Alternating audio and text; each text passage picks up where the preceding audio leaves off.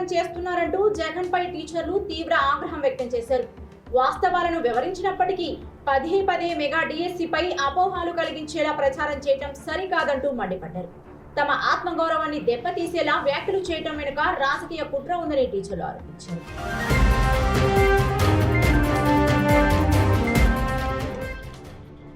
కర్నూలులోని చారిత్రాత్మక కొండారెడ్డి బురుజు వద్ద టీచర్లు తమ నిరసనను వ్యక్తం చేశారు.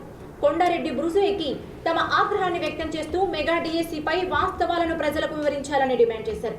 మెగా డిఎస్సి సమయంలో ప్రభుత్వం స్పష్టమైన విధానంతో ముందుకు వెళ్తుంటే ప్రతిపక్షం మాత్రం కావాలని తప్పుడు ప్రచారం చేస్తుందని టీచర్లు ఆరోపించారు.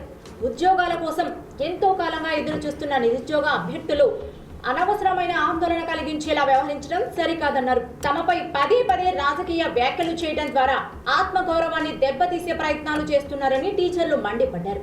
ఉపాధ్యాయుల గౌరవాన్ని కాపాడేలా రాజకీయ నాయకులు బాధ్యతాయుతంగా వ్యవహరించాలని కోరారు. మెగా డిఎస్సిపై వాస్తవాలను మాత్రమే ప్రజల ముందు ఉంచాలని, తప్పుడు ప్రచారాలకు స్వస్తి పలకాలని టీచర్లు డిమాండ్ చేశారు. తమ నిరసన ద్వారా ఉపాధ్యాయుల ఆత్మగౌరవాన్ని కించపరిచే వ్యాఖ్యలపై గట్టి సందేశం ఇచ్చామని స్పష్టం చేశారు. నేను కృష్ణగిరి మండలంలో జాబ్ చేస్తున్నాను. మెగా డిఎస్సి 2025 ద్వారా నాకు జాబ్ వచ్చింది. డిఎస్సి ఇస్తారనే ఆశతో చాలా సంవత్సరాలు ఎదురు చూసినాము. 7 సంవత్సరాల తర్వాత మన సీఎం గారు మొదటి సంతకం పెట్టి వెంటనే దానిని యుద్ధ ప్రాతిపదికన పూర్తి. పీలేరు మండలంలో సంచలనం రేపిన ఘటన వెలుగులోకి వచ్చింది. భర్తను హత్య చేసి మృతదేహాన్ని మూట కట్టి హైవేపై పడేసినట్లు భార్య కొడుకుపై పోలీసులు అనుమానం వ్యక్తం చేస్తున్నారు.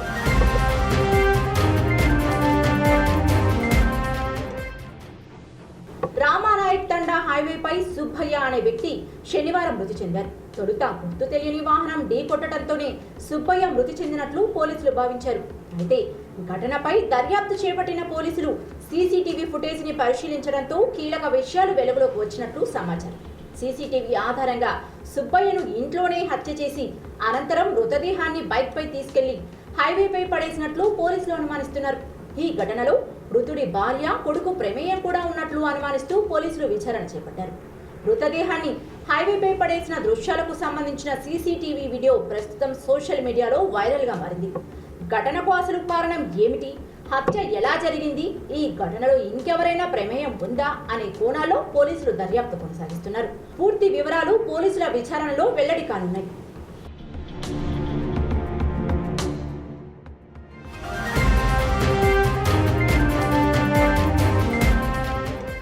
ఇండియాకు రప్పించండి ప్లీజ్ అంటూ ప్రాణాలతో మా బిడ్డలను చూసుకోనివ్వండి అంటూ మస్కట్లో చిక్కుకున్న 2 తెలుగు మహిళలు కన్నీరు మున్నీరవుతున్నారు.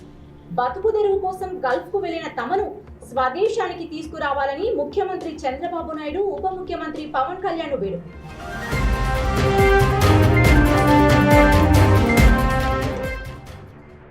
ఆంధ్రప్రదేశ్లోని ప్రొద్దుటూరు, ఉయ్యూరు ప్రాంతాలకు చెందిన శిరోమణి, పద్మ కొన్ని నెలల క్రితం గల్ఫ్ ఏజెంట్ల మాటలు నమ్మి మస్కట్ కు వెళ్లారు. అక్కడి నుంచి జీతం వస్తుందని ఆశించిన వారికి ఊహించని ఇబ్బందులు ఎదురయ్యాయి. ప్రస్తుతం శిరోమణి తీవ్రమైన కడుపు నొప్పితో, పద్మ గుండె సంబంధిత సమస్యలతో బాధపడుతున్నట్లు కుటుంబ సభ్యులు చెబుతున్నారు.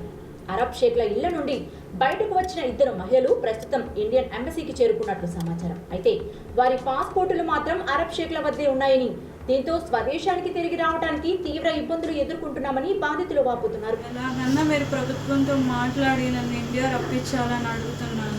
నాకు హెల్త్ అయితే అస్సలు బాగోట్లా. ఆల్రెడీ హార్ట్ ప్రాబ్లం ఉందని డాక్టర్ ఎమర్జెన్సీ లెటర్ ఇచ్చారు.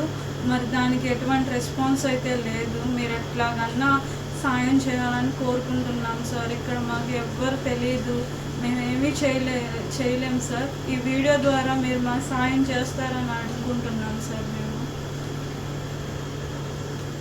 సార్ పవన్ కళ్యాణ్ సార్, నాకు కడుపు నొప్పి వచ్చి నాకు ఆరోగ్యం బాగాలేదు సార్. కడుపు నొప్పి వచ్చి బాగాలేదు సార్. నాకు ఆపరేషన్ చేయాలని ఇక్కడ రిపోర్ట్ వచ్చింది సార్. ఇంటికి వెళ్తా అంటే ఏజెంట్ కానీ చేతిలో మోసపోయాను సార్. 2 లక్షల డబ్బులు కట్ట ఉంటాను. మా దగ్గర అయితే ఏం లేదు సార్. దయచేసి మమ్మల్ని ఇంటికి పిల్లంపండి సార్. ఈ మస్కట్ దయచేసి ఇండియన్ నన్ను ఎంబసీలో ఉన్నాను సార్. మస్కట్ మీరు ఖచ్చితంగా మమ్మల్ని ప్రభుత్వంతో మాట్లాడి మమ్మల్ని ఎలాగన్నా రప్పిస్తారని, నాకు చిన్న పిల్లలు 2 ఉన్నారు.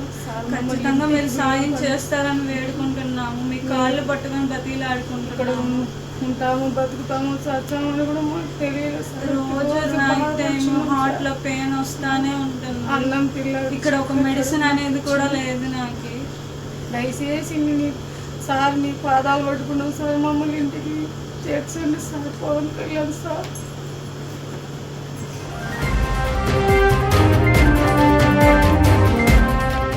Thanks for watching. Follow for more updates. Rayalaseema News. Jai Rayalaseema.